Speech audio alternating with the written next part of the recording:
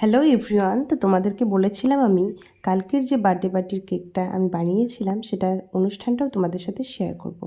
তো এই দেখো, আজকে কিন্তু আমার একটা আবার আনএক্সপেক্টেড অর্ডার চলে এসেছিলো। তো আমি দুপুরবেলা ছেলেকে স্কুলে আনতে যখন যাই তখন আমার বর ফোন করে বলে, তুমি কি একটা কেক বানিয়ে দিতে পারবে তার ফ্রেন্ডের বউয়ের বার্থডের জন্য। তো যাই হোক, তো আমি যথারীতি বললাম, অনেকটাই শর্ট টাইম, তখন প্রায় 2:30 বাজে, নেবে নাকি 5টার দিকে। তো আমি বললাম ঠিক আছে, আমি চেষ্টা করছি, বানিয়ে দিচ্ছি। তারপর সেখান থেকে এসে ছেলেকে খাইয়ে আমি একটু বসিয়ে রেখেই কেকটা কমপ্লিট করে তারপর ওকে ঘুম দিই। তো এখন দেখো, আমি কেকটা কিন্তু প্যাকিং করছি। প্রায় সন্ধ্যে 7টা বাজে, তখন ওরা নিতে এসেছে। তবে আমি কিন্তু 4টার মধ্যেই কমপ্লিট করে ফ্রিজে রেখে দিয়েছিলাম। তো যাই হোক, এই দেখো আমি কিন্তু প্যাকিং করছি। তো কেক বানানো থেকে কেকের জিনিস আনা থেকে শুরু করে প্যাকিং করা সম্পূর্ণটাই কিন্তু আমি আমার নিজে হাতে করি। মাঝে সাঝে যদিও আমার হাজব্যান্ড একটু হেল্প করে।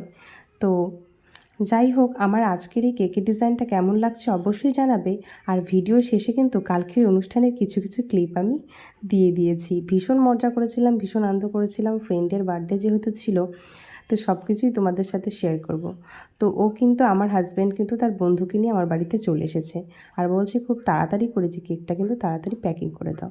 তো আমার কেকের প্যাকিংয়ের সঙ্গে একটা চাকু কিন্তু ফ্রি থাকে, তো সাথে আমি আজকে একটা ক্যান্ডেলও ফ্রি করে দিয়েছিলাম। তো যাই হোক, আমার কিন্তু কেক এটা ডেলিভারি ডান। তো চলো, তোমরা কিন্তু কালকের ভিডিওর কালকের অনুষ্ঠানের কিছু ক্লিপ তোমাদের সাথে শেয়ার করি।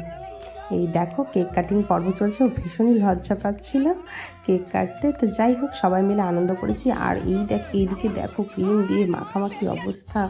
সবাই ক্রিম দিয়ে একদম ভূত হয়ে গেছিলাম ক্রিম মেখে। তো সবাই মিলে কিন্তু ভীষণ মজা করেছিলাম।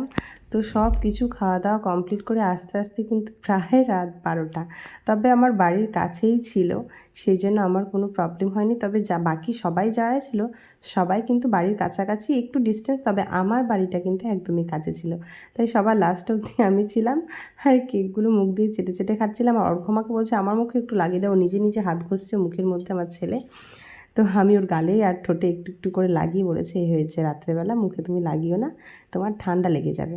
এই দেখো, আমি একটু গালে ওকে ফোঁটা ফোঁটা দিয়ে দিচ্ছি, আর ও হাত দিয়ে ওর মুখটা ঘষে বলছি কি আমার মুখেও তোমার মতো লাগিয়ে দাও। আর আমাকে তো লাগিয়ে দিয়েছে সবাই জোর করে। তো আমার আজকের এই ভিডিওটা কেমন লাগলো অবশ্যই কিন্তু কমেন্ট করে জানাবে। আর যারা নতুন আছো, প্লিজ সবাই চ্যানেলটি সাবস্ক্রাইব করে দিবে।